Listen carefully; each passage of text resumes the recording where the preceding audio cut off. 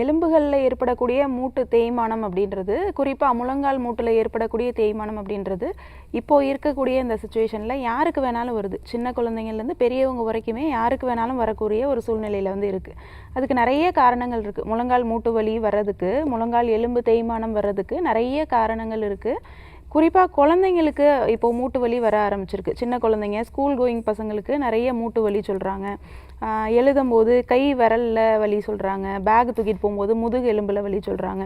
இந்த மாதிரி எல்லா ஜாயிண்ட்ஸ்லயும் பெயின் இருக்கிறது, குறிப்பா குழந்தைங்களுக்கு வர்றதுக்கு நம்ம குடுக்கக்கூடிய உணவு பழக்கங்கள் தான் காரணம். உணவு பழக்கங்கள்ல நம்ம நெறைய ஜங்க் ஃபுட்ஸ் வந்து ஆட் பண்ணிட்டே இருக்கோம் குழந்தைங்களுக்கு.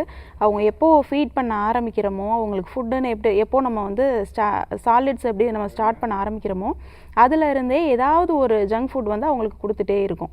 ஏதோ ஒரு பேக்கெட் ஃபுட்டோ, இல்ல பேக்டு ஐட்டமோ, இல்ல ரொம்ப டீப் ஃப்ரை பண்ணி, ஆயில் வந்து ரீபாயில் பண்ணி யூஸ் பண்ணக்கூடிய ஆயில், இந்த மாதிரி நம்ம வந்து குடுத்துட்டே இருக்கும்போது, அவங்களுடைய உடம்புல தேவையில்லாத கொழுப்பு சத்து வந்து சேர்ந்துட்டே இருக்கு.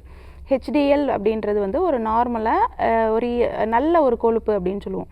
இதுவே எல்டிஎல் அப்படின்னு சேரக்கூடிய அந்த கொழுப்பு அப்படின்றது நம்மளுடைய உடம்புல தேவையில்லாத ஒரு கொழுப்பா எல்லா ஜாயிண்ட்ஸ்லயும் போய் தேங்க ஆரம்பிக்குது. அதோட சேர்ந்து தேவையில்லாத அடிப்போஸ் டிஷ்யூ அப்படின்னு சொல்லுவோம். நம்மளுடைய அடிவயிற்று பகுதியில, கைகள்ல, தாடை பகுதிகள்ல, இந்த மாதிரி இடங்கள்ல போயிட்டு அந்த கொழுப்பு படிமானம் வந்து இருக்க ஆரம்பிக்குது. அந்த தேவையில்லாத கொழுப்பு வந்து நம்மளுடைய உடம்புல ஒபிசிட்டியை அதிகப்படுத்துது. குழந்தைங்களுக்கே இந்த ஒபிசிட்டி வர்றதுக்கு இந்த கொழுப்புகள் ஆட் ஆகிட்டே இருக்கும்போது அவங்களுக்கு ஒபிசிட்டி வர்றதுக்கு 7 வயது 8 வயது குழந்தைங்களே ஒபிசிட்டியால் கஷ்டப்படுறாங்க. நடக்கும்போது மூச்சு வாங்குது அவங்களுக்கு. கொஞ்ச தூரம் வந்து ஓடி விளையாடுறது கிடையாது. இன்டோர் கேம்ஸ் தான் நிறைய வந்து விளையாடுறாங்க. உட்காந்தே விளையாடுறாங்க, உட்காந்தே ஃபோன் பார்க்குறாங்க, டிவி பார்க்குறாங்க. வெளியில் போயிட்டு சன்லைட் படுற மாதிரியோ இல்லை வந்து வேர்க்கிற மாதிரியோ விளையாடுறது கிடையாது.